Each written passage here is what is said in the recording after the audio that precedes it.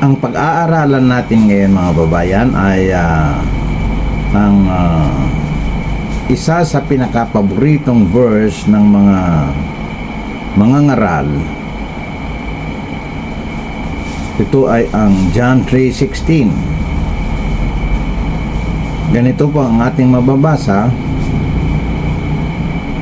For God so loved the world that He gave His only begotten Son, that whosoever believeth in Him should not perish, but have everlasting life. Sa Tagalog nito mga kababayan ay ganito: sapagkat gayon na lamang ang pagsinta ng Diyos sa sanglibutan, na ibinigay niya ang kanyang bugtong na anak upang ang sinuman sa kanya'y sumampalataya ay huwag mapahamak, kundi magkaroon ng buhay na walang hanggan. Ito mga kababayan ang ating pag-aaralan na talata, upang sa ganon ay hindi tayo mailigaw ng mga bulaang mga ngaral mga kababayan. Ang English version ng Biblia, ang word dito na believeth minsan ay isinasalin din na whosoever have faith in Him.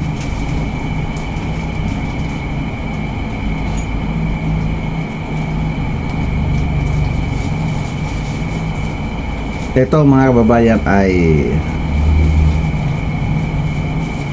napag-aralan ko na maling salin, sapagkat ang believeth or faith na English words,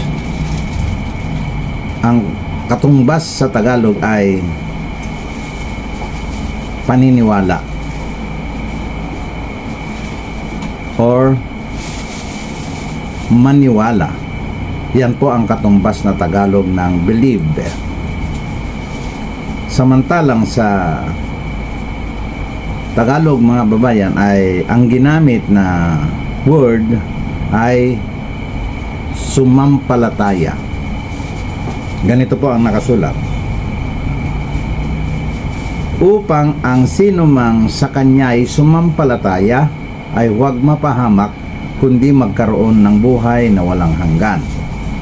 Mga kababayan, ang word na sumampalataya ay may katumbas na salita sa English na hindi believeth o kaya hindi faith, kundi ito ay obey. Sa madalit sabi mga kababayan, ang sumampalataya na salitang Tagalog, ang katumbas niyan sa English ay obey. Tandaan po natin yan mga kababayan, sapagkat ang English na believeth at saka faith ay paniniwala lang po yun. Wala ka nang gagawin pa, basta maniwala ka na lang. Ay nakasulat, whosoever believeth in Him should not perish but have everlasting life. Napakarami na pong nailigaw na tao dahil sa paggamit ng English version ng Biblia mga kaibigan. Napakarami na po.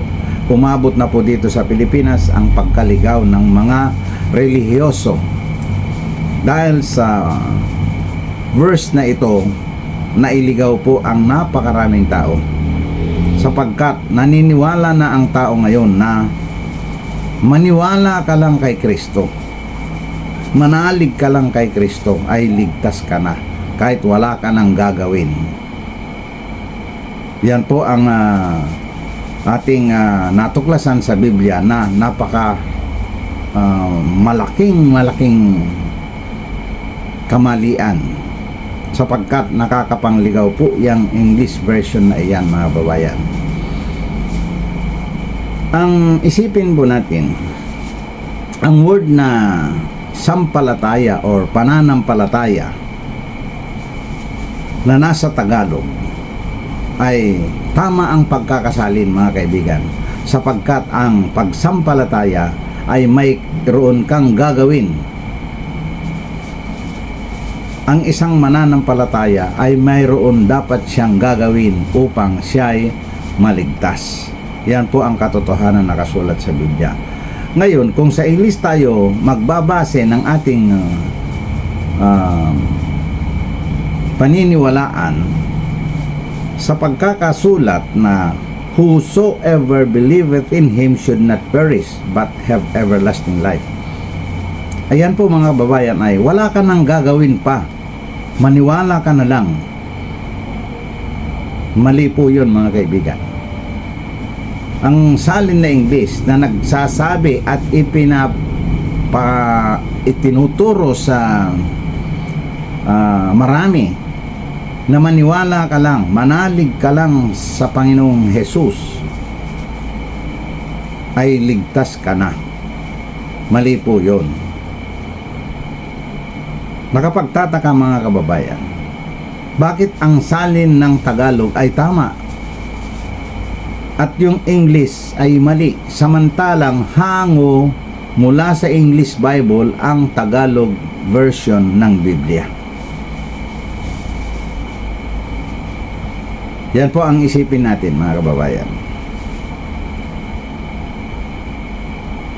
Mayroong nagsalin ng Tagalog Bible upang dito sa Pilipinas magsimula ang pagkaunawa tungkol sa verse na ito, mga kababayan. Ngayon, sinisimulan ko na po na ipaliwanag sa mga tao ang pagkakaiba ng obedience at believeth.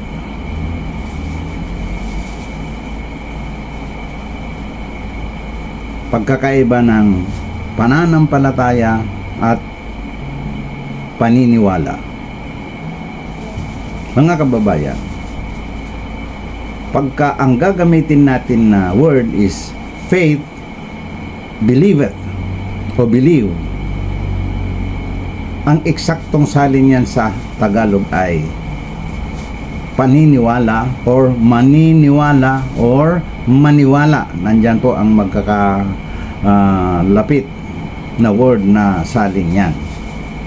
Samantalang yung Tagalog version na pananampalataya naman ay ang katumbas niyang word sa English ay obey, obedient, obedience or obedient to the truth. Yan po ang magkakalapit na salita na dapat itapat, mga kababayan.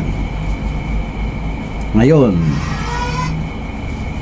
tandaan po natin na sa paggamit ng English Bible at ang mga religions na nagsimula sa English speaking countries ay mga ligaw na mga religion yan, mga kababayan. Tandaan po natin, tiyak yan. Nakalagay po sa Biblia, kung ang umaakay sa bulag ay isa ring bulag, silang dalawa ay mahuhulog sa hukay.